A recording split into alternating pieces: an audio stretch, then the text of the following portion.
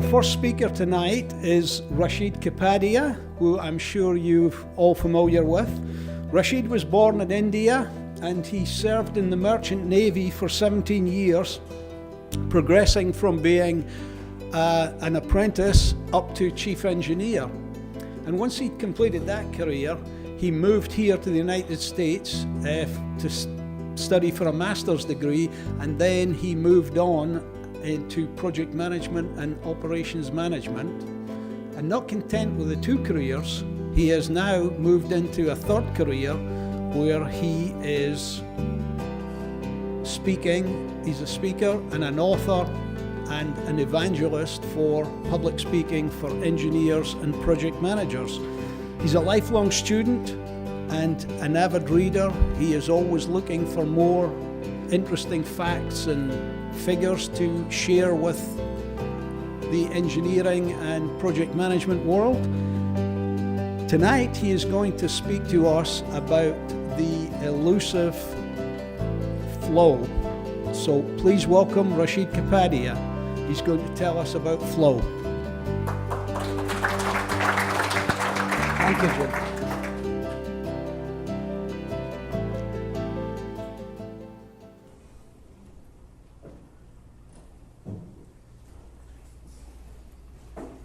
145 years ago, a man, a geologist from Switzerland, Albert Heijn, a man deeply committed to science, being rational. He went with one brother and a few friends mountaineering in the Alps.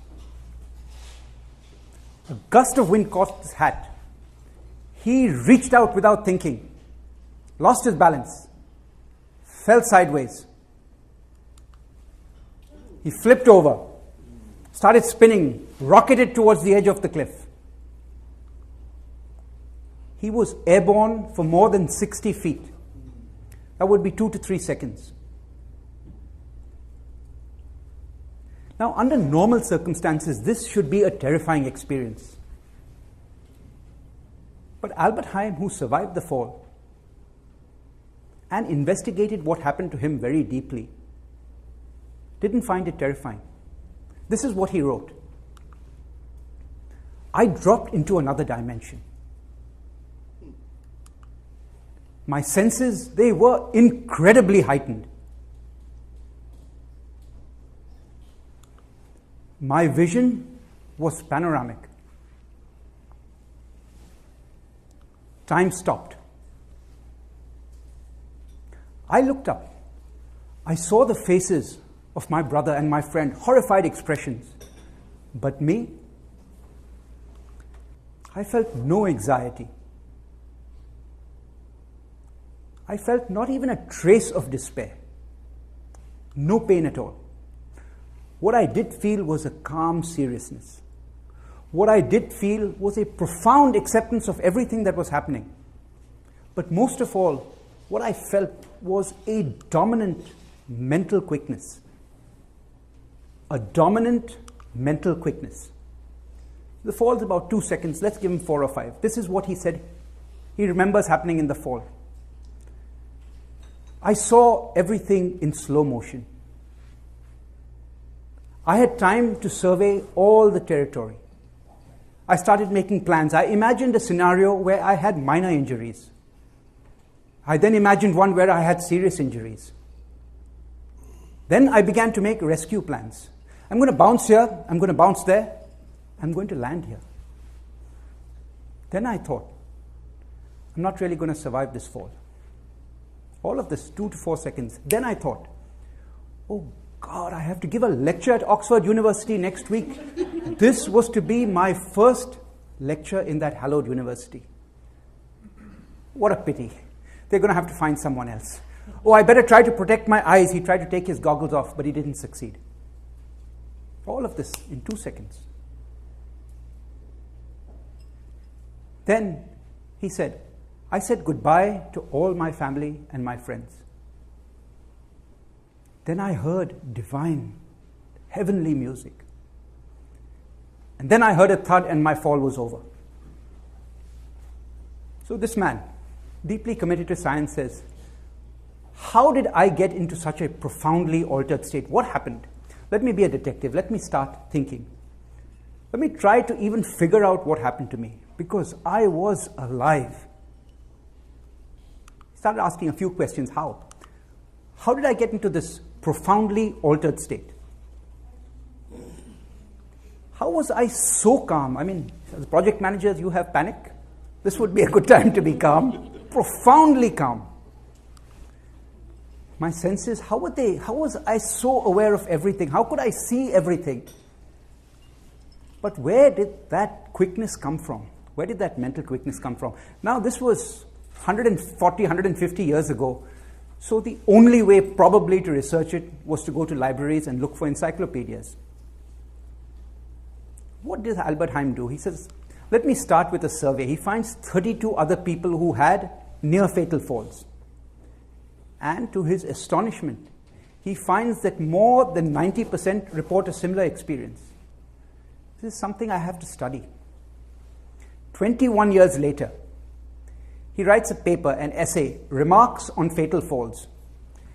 And to us, this is the first known systematic or scientific study of these profoundly altered states.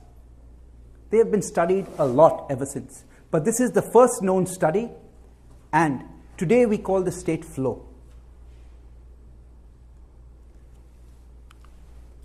His finding, when we are engaged in a risk situation or in a risk activity, or even the perception of being in jeopardy, though we are not really in jeopardy, we can get into a different consciousness. It can trigger this altered state.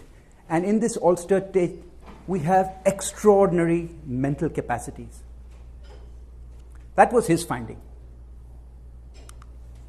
My fellow project managers, I am honored to be back here to speak to you. Thank you all for coming. Today's talk is about flow states. We can cover just the basics. We'll do a few flow stories, extraordinary ones like Albert Heijn's, all completely different from each other, 4, maybe 5 stories.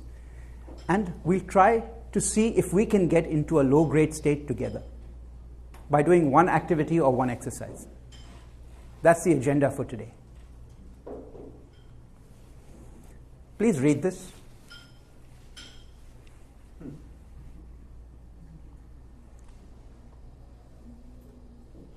That's Winston Churchill.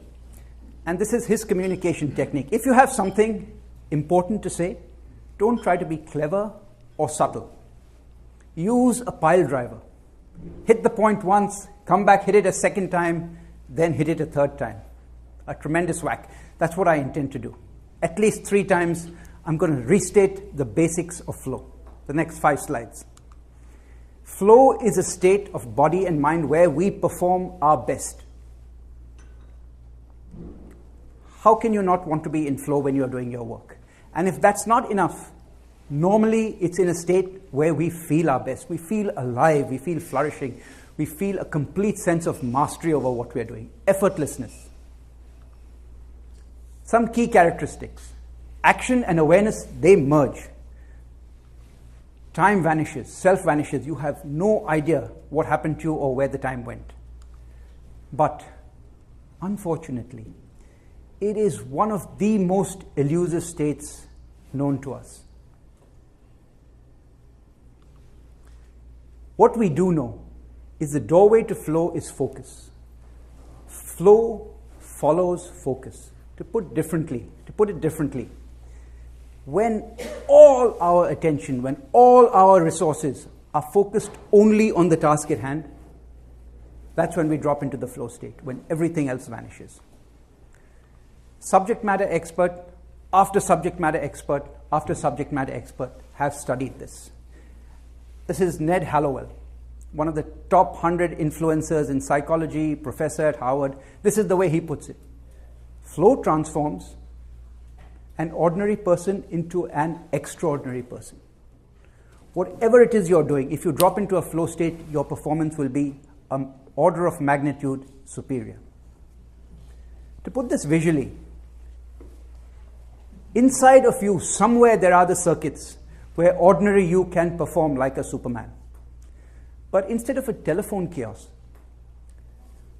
we now know that what you have to have is an ACE, an attention capturing event. The more something captures your event completely, the more you drop into flow. Today's talk is about flow, and I want to persuade all of you that to get the best out of your project teams, to get the best out of yourself, out of your teams, both as individuals and as groups, one way to do this is to try and find ways to maximize flow on your projects, what I'm going to talk about.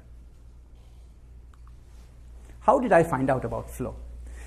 Now, I have heard of athletes and musicians saying, I was in the zone, everything was going superbly. I was familiar with that. But around the time I listened to a TED talk by Martin Seligman, he tells us an unusual story. So this is our second flow story. He says, my friend Len, in his early 20s, became a multi-millionaire trading options on the New York Stock Exchange. Now, Len does not seem capable of having good relationships with anyone. He's a complete failure at romance. Not a formula for being happy. But Seligman, the founder of positive psychology, says, when this options trader steps on the floor of the New York Stock Exchange, time stops. He is in his element and he performs brilliant trade after brilliant trade, and when the day is done, he doesn't even know. And Seligman goes on to argue, because of this immense capacity of getting into flow, Len is one of the happiest people I have ever met. Flow is an enabler of happiness and flourishing, one of the many forms of happiness. Seligman also talks about someone called Mihaly Csikszentmihalyi. And he says, we heard him saying this in his flow talk, so I listened to his TED talk. He's considered to be the godfather of flow. He studied it for decades with the hard rigor of science. But he tells us his own story. Born in Hungary, to a family of diplomats, they were fleeing in the end of World War II. A brother is killed. Another one exiled to Siberia. And at the age of 7, he finds himself in a prisoner of war camp, a jail in Italy. Horrendous conditions for a young boy. But here he learns to play chess. And he says, when I played chess, everything else went out of my consciousness. Every single thing. I was mesmerized by the game. My hardship, my loss of family, nothing even came into my consciousness. And he said, I noticed that this was an unusual talent. An unusual skill. It made me resilient. It made me strong. It made me far better able to handle the hardships of the war than most of the adults around me. So an ability to block everything out of consciousness at the age of 7 with one activity, this case chess. I was truly taken up by this man, so I picked up this book. It came out in 1990, and it is magnificent. I knew that here is the work of a trailblazer. He was learned, he had put in stories. There was a hard element of science in this. And I knew I would be reading more about flow. Then the years went by. Life went on. Until 2014, when they were having the Winter Olympics in Sochi. And I heard a writer talking to a talk show host. This is Steven Kotler. And he was being interviewed by Fareed Zakaria. So let's listen to an edited version of that conversation to get a basic idea from using his own words. Pushing the limits of what used to be possible. Why are world records being broken on a regular basis? How do the world's greatest athletes keep shattering records? What is behind these advances? My next guest says it's not just physical, it is also in the mind. Steven Kotler is the author of The Rise of Superman, Decoding the Science of Ultimate Human Performance. He joins me now. So when people look at these kinds of athletes, we always think that today's athletes are just much stronger, much fitter than the baseball players of the past, the basketball players of the past. But you're saying that's not the only thing going on. Well, certainly the physical capabilities have gone up. Our training programs are better, et cetera, et cetera. But elite athletes, they're pretty physically equal. It's a mental game at the upper edge of performance, and the people who have the edge there are the ones who are winning. And you call it something called the flow. What does that mean? Flow is an optimal state of performance. It means we feel our best and we perform our best. And everybody has some experiences. Flow are those moments when we totally lose ourselves in the moment and everything else goes away. Why do you look at extreme sports as a way to study flow? In extreme sports, something astounding has happened in the past 25 years. There's been nearly exponential growth in ultimate human performance. Nothing like that has ever happened before in history. So these guys give us a phenomenal case study for looking at flow. And the level of performance has gone up so much, we know that these athletes have to be in flow to perform. If they're not, as a general rule, they're ending up in the hospital or dead. Who were the most impressive athletes that you studied? The one I look at is a climber named Dean Potter. Dean Potter is a free soloist, so he climbs without ropes, he climbs without protection. At the time he started climbing, most people were free soloing 100-foot walls, 200-foot walls.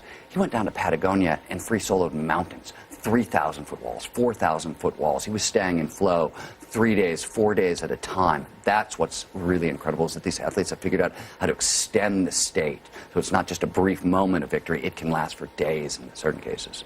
You talk about how this is actually something that can be learned, and it can be learned relatively quickly. I mean, there's one thing you talk about, which is you don't need Malcolm Gladwell's 10,000 hours to make this work. No, you really don't. One of the things that happens in flow is you get a big neurochemical dump in the brain, and neurochemicals are essentially tags for memory. So the more neurochemicals that show up, the more things are saved for later. In studies run by DARPA with military snipers, when they induced flow artificially using neurofeedback, they found the time it took to train novice snipers up to experts was cut in half. So that 10,000 hours might actually be 5,000 hours. Wow. The great thing about all this is we now know there are 15 flow triggers. These are preconditions that lead to more flow, basically. And anybody can tap into these triggers. Anybody can apply these triggers in their life. So today we live in wonderful times. As soon as the show was over, I bought the book. The Rise of Superman. And I couldn't believe what I was reading. These are extreme athletes who are mathematicians and PhDs in speaking multiple languages, and they had this experience and they were determined to figure out what was happening. And as I kept reading it, I kept saying to myself, this is the future. What is happening here is the future. And I made a lot of notes, and I read the book again and again, just trying to get the basics of it, because this is the future. What they have done to improve their performance is what we or future generations will be doing. This is the new frontier.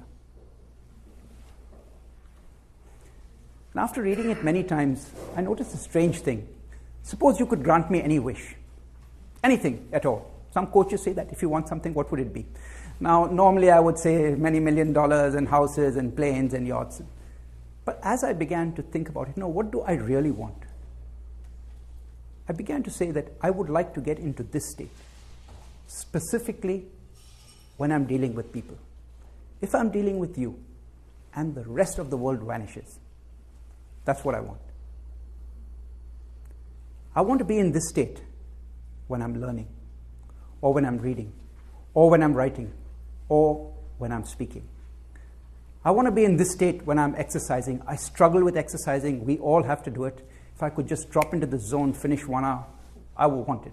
I want to be in this state when I'm dealing with teams. I want to be in this state when I'm dealing with complex problems, because I know I will be flourishing. I will be at my best. I want to be able to get into the flow state, and all these characters in the book, it's called Hacking Flow. It's going on scale. There are flow genome projects. There are dojos where people are experimenting and tracking what is happening. When you read on the flow material, you'll come across this quote sooner or later. Don't ask what the world needs of you. Find out what makes you come alive. Go do that. Because mostly what the world needs from all of y'all is for y'all to come alive. It's a very different emphasis. As a project manager, don't ask what your project team needs from you. Find out how you can flourish when you're with them, in your relationships, in your tasks. Because what your project team needs most from you is for you to come alive and be flourishing while doing this work. Completely different mindset. Let's come back to Albert Heijn.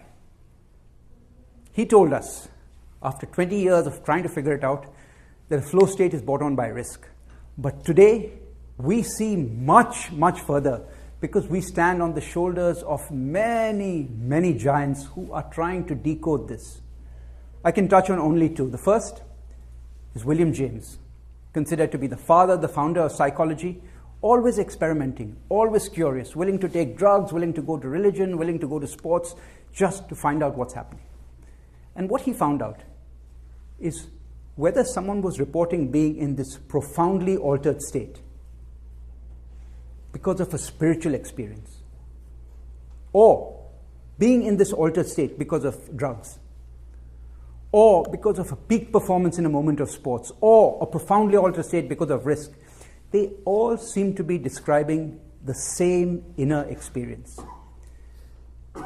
And with that, we bring the study of flow firmly into science. And from now on, we start improving. Many giants, but we come to Mihaly Csikszentmihalyi. Decades of work. Of him, I have read this. If there is any justice in this world, he should be awarded a Nobel Prize for the work he has done on flow. And if that justice has any sense of humor, it should be for economics. Such is the potential for it to advance our productivity, and that means our productivity on our projects as well. There is a state by which this is a project team, this is a project team, equal skills, that team goes into flow, this team doesn't go into flow, that team will perform vastly superior. Then we come to Steven Kotler. Now, I wouldn't be here in front of you had it not been for the off chance that I heard an interview and that he followed up. And his story is another one. We finished 3 flow stories. Albert Heijn, falling off a cliff. Len on the Stock Exchange of New York. A 7-year-old boy in an Italian prisoner of war camp. Now he's the next. He is almost in hospice. And then he starts having flow experiences and he makes a remarkable recovery. He does a talk at Google, a 1-hour talk. I've edited a few sections so that you can hear from him what he says, what happened to him. Google Talk, if you get a chance, talks at Google, check it out. 1 hour, it's one of the best talks I've heard. When I was 30 years old, I got Lyme disease, and I spent the better portion of 3 years in bed. So by the end of it, the doctors had pulled me off medicines. My stomach lining was bleeding out. There was nothing else anybody could do for me. And I was functional 5 to 10% of the time. In the middle of all this kind of negative thinking, a friend of mine showed up at my house and demanded we go surfing. And she was a pain in my ass. She wouldn't leave and kept badgering me and kept badgering me. And after finally about 3 hours of this, I was like, what the hell? Let's go surfing. What is the worst that can happen? And they walked me out to the break and literally by my elbows and kind of had to help me out there. They gave me a board. I was out there about 30 seconds when a wave came. I spun the board around, I paddled a couple times, and I popped up into a completely different dimension. My senses were incredibly, incredibly acute. I was clear-headed for the first time in years. I felt like I had panoramic vision, and time had dilated. It slowed down so that, and the most incredible thing was I felt great. I mean, I felt alive, that thrum of possibility. It was the first time in about 3 years that I had felt it. And that wave felt so good, I caught 4 more in a row. And after that 5th wave, I was disassembled. I was gone. And on the 15th day, which was the day that I could walk again, I got back in my car and I went back to the ocean and I did it again. And again, I had this kind of crazy quasi-mystical experience. And again, it felt great. And the cycle kept repeating itself. And over about 6 months' time, when the only thing I was doing different was surfing, I went from about 10% functionality to about 80% functionality. So I'm a science writer by training. So where all this started for me was a giant quest to figure out what the hell was going on with me. What I discovered was this altered state of consciousness I was experiencing had a name, flow states. The term researchers prefer is flow, but in flow, what happens is attention becomes so focused on the task at hand that everything else disappears. Your sense of action and awareness merge together so the doer and the beer become one. Our sense of self, our sense of self-consciousness disappear completely. And throughout, all aspects of performance, mental and physical, go through the roof. What I also discovered when I was researching flow and learning all this stuff is that the exact same state that had helped me get from seriously subpar back to normal was helping a lot of other people go from normal up to Superman. So with all my heart, I recommend you watch that full talk. It's magnificent. Time for being a pile driver. What's flow? Flow is a state we now know from 4 stories. It is a state where we can perform in ways we didn't think possible, and we feel our best. We feel alive, to use his words, a thrum of possibility, no matter what's happening. Action and awareness merge. Time gone. Self gone. Highly elusive, but that is the work that they are doing now. How can we get more and more into flow, even low-grade flow states? And we know this. It's always about focus, and it's always about being able to put all your attentional resources on the task at hand.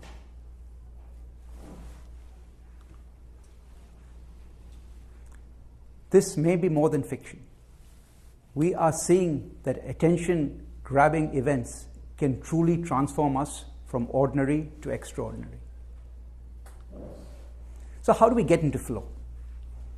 This is the theoretical part. This is the technical part. This may be the more difficult part. I can barely touch on it, and I'll touch on 3 elements. There's something called a flow cycle. So if we can put ourselves into any part of this cycle, we increase the odds that we may find flow.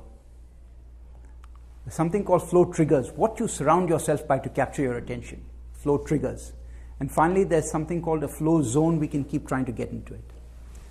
So the flow cycle consists of 4 phases: struggle, release, flow, recovery. Struggle is when you're working hard, when you're practicing, when you're stretching beyond your current skills. So let's give you an example of me speaking to you here. My goal would be to drop into this zone when I'm in front of you. If I was really good, I wouldn't know if it was an Italian prison camp or if I was seriously ill. My full attention would be on the task.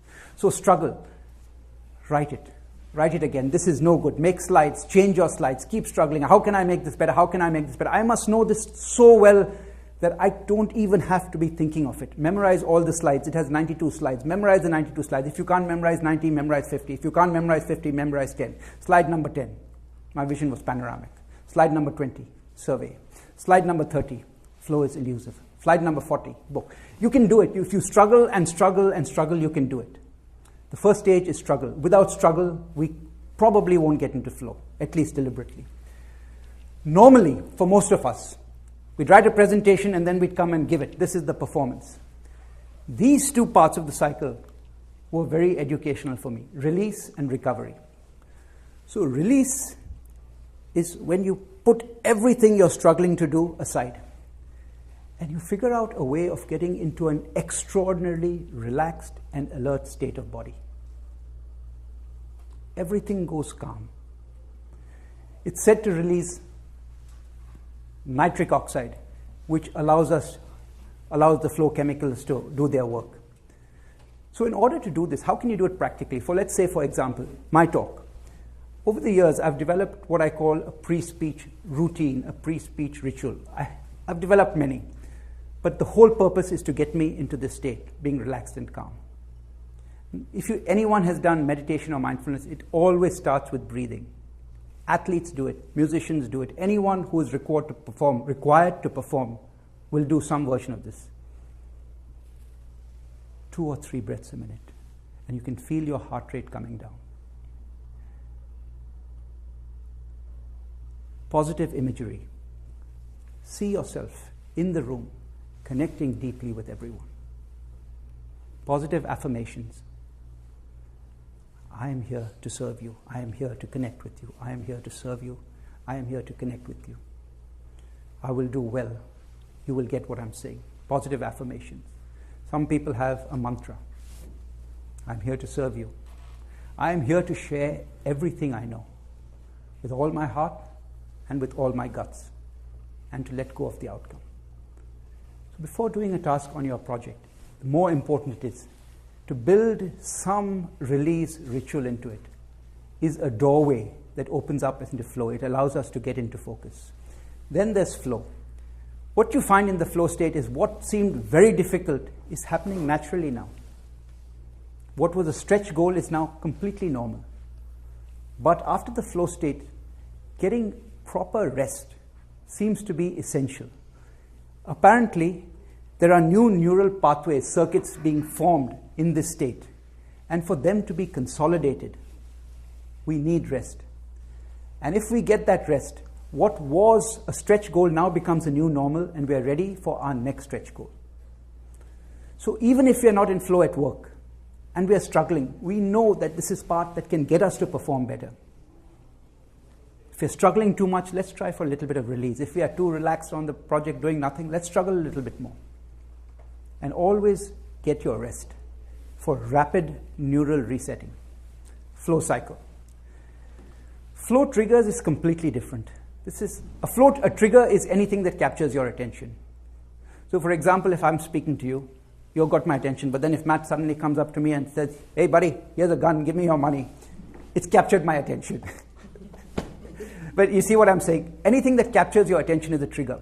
So he's isolated about 17 triggers that if you surround yourself by these, you increase the possibility of going into flow. And what those elite athletes did basically was this. They surrounded themselves with these triggers. Now, 17 is a lot. I could talk for more than 2 hours on that. But I'll say this. It's divided into 4 categories. One is external. Something external can get you into flow. Internal, the way you challenge yourself, your attitudes. 3 flow triggers internally, 3 flow triggers externally. The most important is social. When we are amongst other people and we behave a certain way, we can all push each other common attention to our task at hand. 10 flow triggers and creativity. Whenever you're doing creative work, it's a flow trigger. I'll repeat. A flow trigger is nothing more than an event which completely captures all your attention. So let's talk about the external ones. We already touched on high consequences. This is what Albert Heijn found, risk. If you want to get into the flow, take some risks. Calibrated risks. But if you're in a risky situation or activity, your attention will, by default, be on that task. Second one, it's worth noting. This is new for me, deep embodiment. The more you have your body involved in any task. For music and sports, it's almost automatic. But to deliberately set your tasks so that your body is listening, you're tuned in with more than just your mind, with all your senses, you're more able to pay attention to the task at hand. Deep embodiment. The more you're listening with your body, the more your brain is listening to the wisdom and signals of your body, the more you're able to pay attention to the task at hand. And finally, a rich environment. So the more we can surround our tasks by novelty or by complexity or by unpredictability, it captures our attention. It doesn't allow us to drift. So these are 3 external triggers. Like this, there are 17 triggers identified by Steven Kotler. And try to surround your project team by as many of them as possible. Third, we finished the flow cycle. We finished triggers. Now this is zone. This is completely different. From Mihaly Csikszentmihalyi, here's a little definition. When we are trying to acquire mastery, we are in some form of a flow state. Our attention, I want to get better at this. I want to get better at this. I want to improve my vocal variety. I have to practice. I have to practice. This is what singers do. That's called being in the zone. And the key here to capture your attention is to set yourself a challenge that is above your current skill set, whatever that may be. If you think you're too good and you stop challenging yourself, you'll get stuck. But not by too much. Challenge yourself above your present skill set, but not by too much, because then it becomes anxious, you can't pay attention anymore. We want our attention to be captured by the task we are doing. Put another way, flow is a state between anxiety and boredom, and that's it. It isn't more basic than this. If this is a project team and this is a project team, with identical skills, and this team is bored and that team is anxious and this team is between them, this team will outperform both the other teams. All else being equal.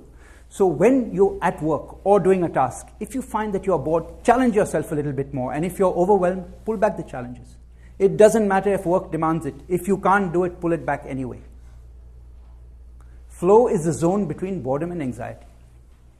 And you can enter it by calibrating the level of challenges versus skills. So from everything I've described to you, it would be quite clear that this person is in a flow state.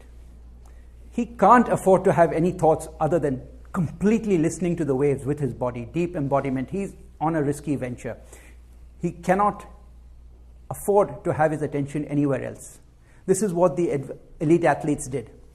But this is also a flow state. And this is what we do at work.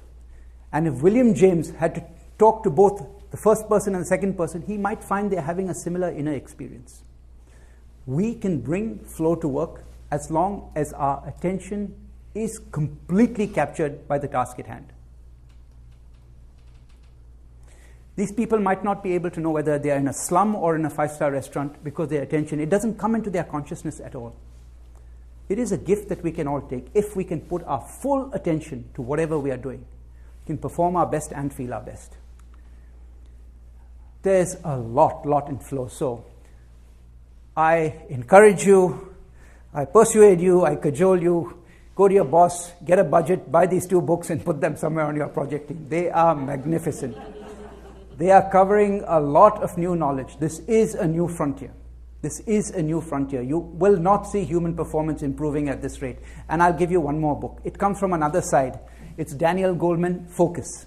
But flow is about focus. So with these 3 books, there is a game changer available to you which is not dependent upon talent and natural talents. It's available to all of us, based in hard science.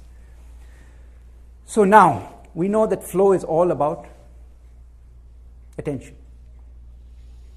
And we know that it's very elusive. So I'm going to ask you now, for 2.5 minutes, to pay complete attention to what follows next. And it's going to be easy. It's a piece of piano music. But your task is to pay complete attention to the music and nothing else. You should have no awareness that you're in space, you're in Houston. There should be nothing coming into your consciousness except the music, and I'll make it a little harder. I want you to watch the pianist's hands, nothing else. I'll repeat this. Let the music and the hands capture 100% of your attention. Let the music make every molecule in your body move. Let it activate every atom. Let every fiber be on fire. Let every fiber be caught by the attention of what you're watching and nothing else.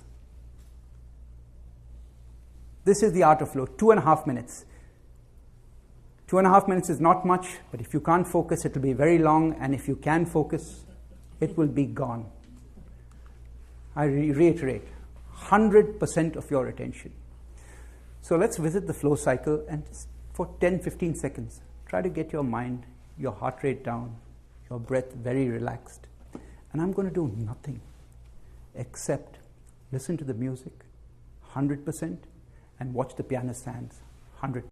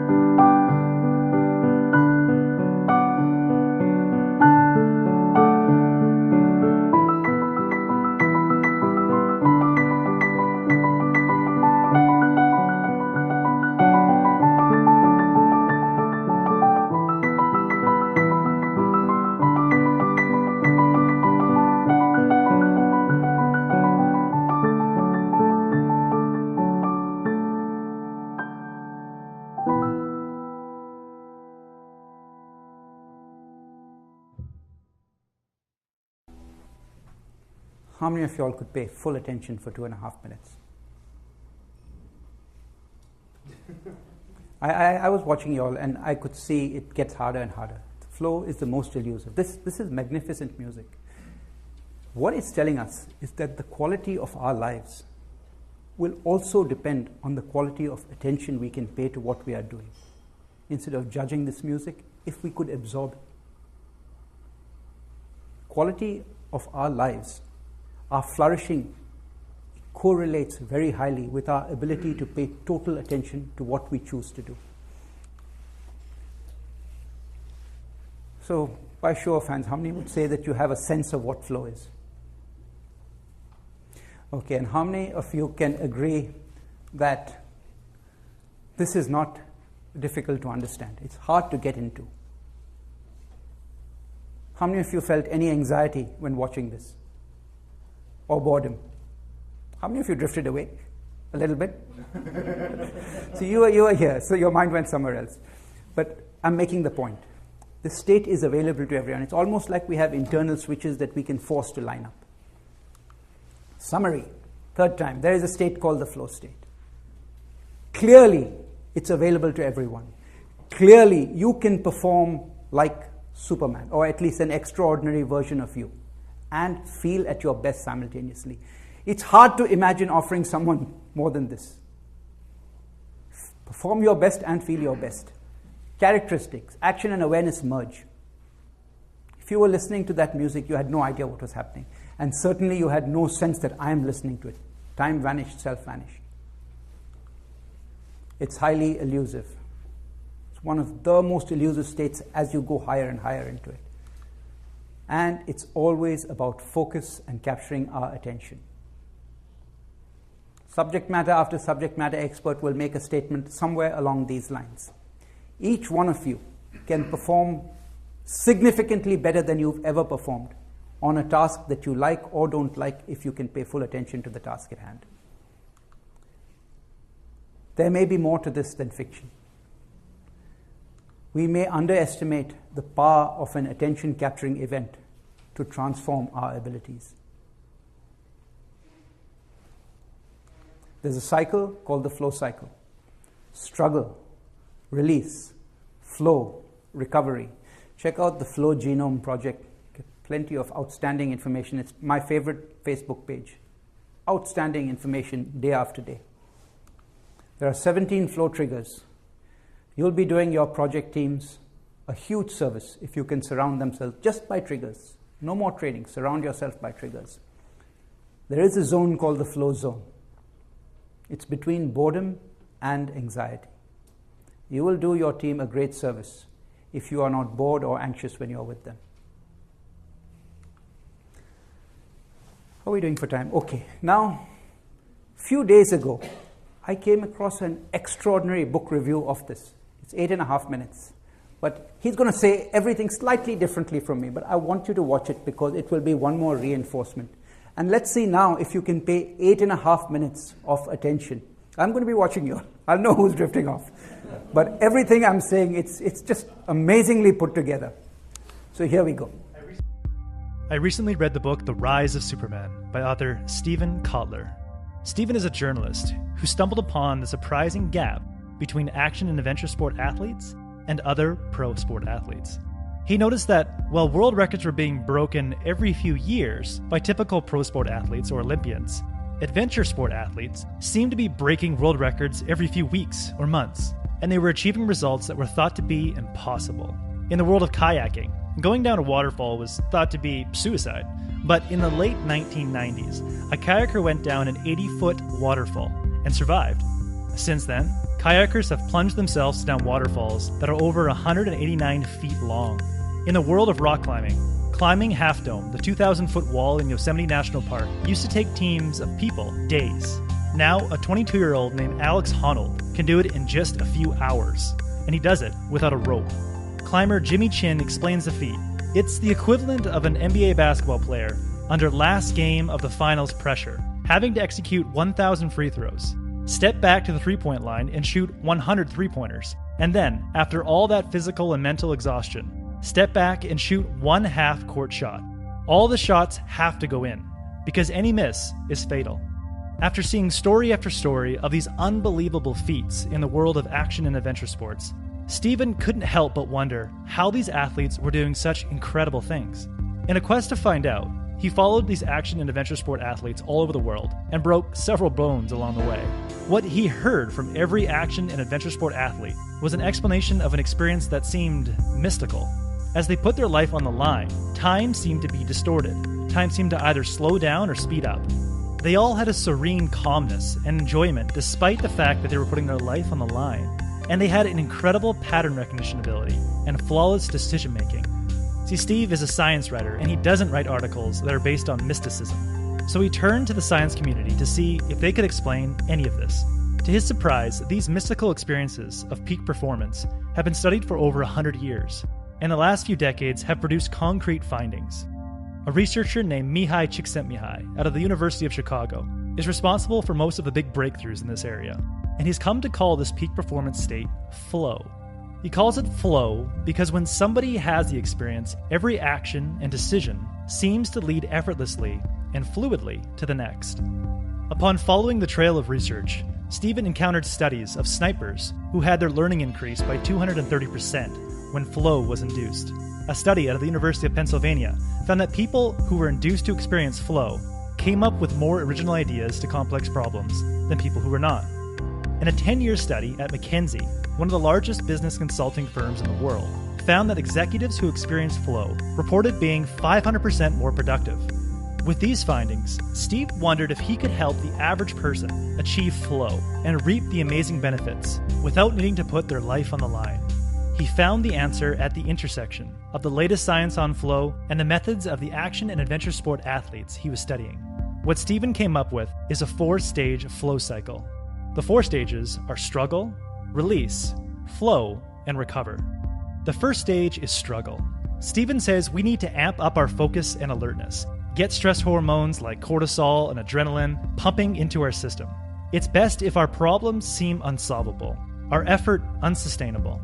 Research shows that if we want to obtain flow, we have to willingly tackle challenges that are just beyond our current skill level and embrace the frustration that comes along with it. After the period of struggle becomes nearly unsustainable, we need to completely release and sever all thought and emotions that are attached to what we are struggling with. Steven says, if you've been trying to master double black diamond ski slopes, take a few runs down the blues. If the innovation team has been pulling all-nighters for a week, send them out for dinner and a movie. The method is unimportant. The message is relaxation. The moment we mentally release, we release a chemical called nitric oxide. It makes it possible for neurochemicals like dopamine and endorphins to flood our brain and give us access to the elusive state of flow. Learn the art of completely letting go and detaching yourself from your struggle. If you do this, you'll gain access to the 3rd stage, flow. When in a state of flow, the region of the brain associated with self-monitoring and self-editing goes dim. It's where your inner critic resides. It's where that voice in your head that tries to coach you through a situation comes from. Every person who enters a flow state deactivates this part of the brain. Action and adventure sport athletes have mastered this process. What separates action and adventure sport athletes from all other people is the environment in which they work in. Here are 3 main characteristics of their environment. First, they have high consequences. Action and adventure sport athletes take on a huge amount of risk. One wrong move means death. However, humans put social risk on the same level as physical risk. That's why the fear of public speaking is reported to match the fear of death. Therefore, if you want to experience the same level of consequence that these action and adventure sports experience, you don't need to throw yourself down a mountain. You simply need to put yourself in a risky social situation, or give someone your word and promise not to break it. Second, adventure sport athletes have a rich sensory experience. Going down a waterfall or snowboarding down a mountain provides a huge amount of sensory input, and their sense of self melts away. This doesn't mean you need to be kayaking down a 189-foot waterfall to have a rich sensory experience. It could simply mean working in novel spaces, like a cafe. Third, these athletes have immediate feedback. Every action they take is followed by an immediate reaction within their body, which in turn allows them to immediately make corrections for the next action. Our goal should be making the feedback loop as fast as possible. We want action, result, correction to occur as quickly as possible. This could simply mean externalizing all your work. Always be sketching, doodling, typing, making your work as visible as possible. so you're able to see results and activate an automatic feedback loop in your brain. When you create all three of these conditions, you dramatically increase the odds of deactivating the part of your brain responsible for self-monitoring. With that part of the brain deactivated, you gain access to the flow state. When in a state of flow, your body uses up a vast amount of neurochemicals dopamine and serotonin to keep you focused and increase your pattern recognition abilities. Without large reserves of these two neurochemicals, you won't be able to gain access to flow. Therefore, you need stage 4, the recovery phase.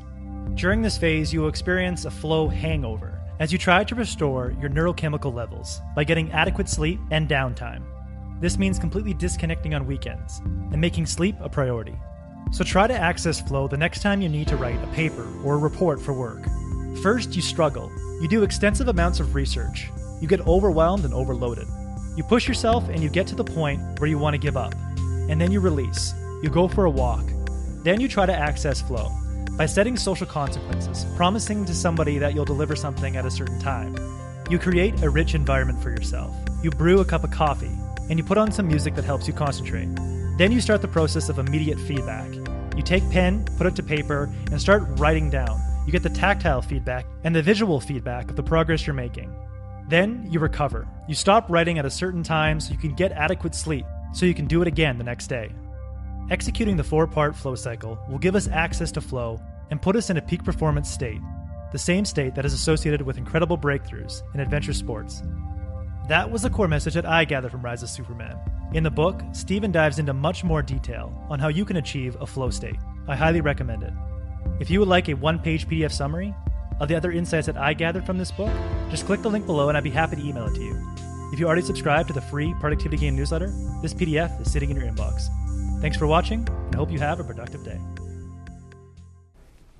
So how tough was it to pay attention for 8.5 minutes without losing attention? That's what these people who get into flow, they become very good at that. And athletes climbing mountains for days. It's amazing.